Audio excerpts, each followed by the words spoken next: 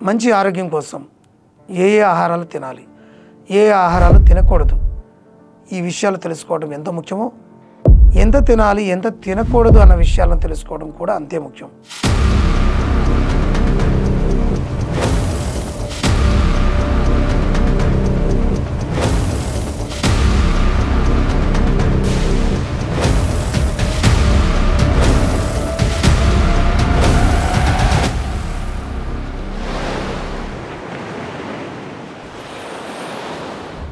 Mediterranean డైట్లో భాగంగా ఏ రకమైన ఆహారాలు తీసుకోవాలి, వాటిని ఎంత ఫ్రీక్వెంట్గా తినాలి, ఈ విషయాల గురించి పరిశీలిద్దాం.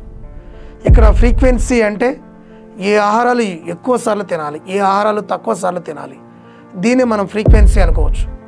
ఇక ఆ ఫ్రీక్వెన్సీ గురించి తెలుసుకోవడానికి మెడిటేరియన్ పిరమిడ్ గురించి తెలుసుకోవాల్సిన అవసరం అయితే ఉంది. అదేమిటో ఇప్పుడు చూద్దాం. ఈ మెడిటేరియన్ పిరమిడ్ అనే కాన్సెప్ట్ ఈ డైట్లో ఏ ఆహారాన్ని ఎంత ఫ్రీక్వెంట్గా తినాలనే విషయాన్ని చాలా క్లియర్గా తెలుపుతూ ఉంటుంది. ఈ పిరమిడ్ను ఒకసారి చూసినట్లయితే ఇక్కడ మనకు ముఖ్యంగా 5 భాగాలు కనిపిస్తూ ఉన్నాయి. ఈ పిరమిడ్లో మొదటి భాగం ఫౌండేషన్. ఇక్కడ మనం అర్థం చేసుకోవాల్సిన విషయం ఏమిటంటే ఈ మెడిటేరియన్ డైట్ అనేది ఆరోగ్యం కోసం ప్రత్యేకంగా డిజైన్ చేసినటువంటి నియమాల చట్ట. అంతేకాదు ఇది మధ్యధరా సముద్ర తీరంలో బ్రతికే వారి యొక్క జీవన శైలి అని కూడా మనం చెప్పుకోవచ్చు. ఇందులో అన్నిటికంటే ముఖ్యమైనది శారీరకంగా మానసికంగాను ఎప్పుడు యాక్టివ్గా ఉండాల్సిన అవసరం ఉంది. అలాగే ఆహారాన్నైనా ఆనందాన్నైనా బాధనైనా నలుగురితో పంచుకుంటూ ఉండాల్సిన అవసరం అయితే ఉంటుంది. ఇలా సోషల్గా ఫిజికల్గా ఫిట్గా ఉండడం అనేది ఈ డైట్లో ప్రధాన అంశంగా పరిగణించబడుతుంది. ఈ పిరమిడ్లోని రెండో భాగంలో మనం రోజు ఖచ్చితంగా తినాల్సినటువంటి ఆహారాలు కనిపిస్తూ ఉన్నాయి. వాటిలో పండ్లు, కూరగాయలు, ధాన్యాలు, హెల్దీ ఆయిల్స్, అట్లనే నట్స్, స్పైసెస్ వంటివి ఖచ్చితంగా రోజు మితంగా తినాల్సిన అవసరం అయితే ఉంటుంది.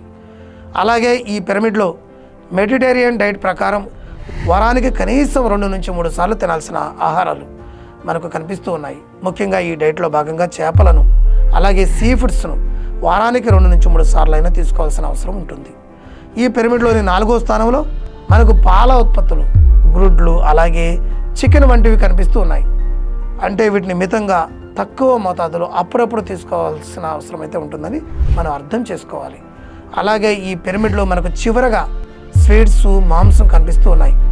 అంటే వీటిని చాలా తక్కువగా తీసుకోవాలని మనం అర్థం చేసుకోవచ్చు. సింపుల్గా చెప్పాలంటే వీటిని లిమిట్ చేయడం లేదా అవాయిడ్ చేయడం అనేది ఈ డైట్లో భాగంగా చెప్పుకోవాల్సిన అవసరం అయితే ఉంటుంది.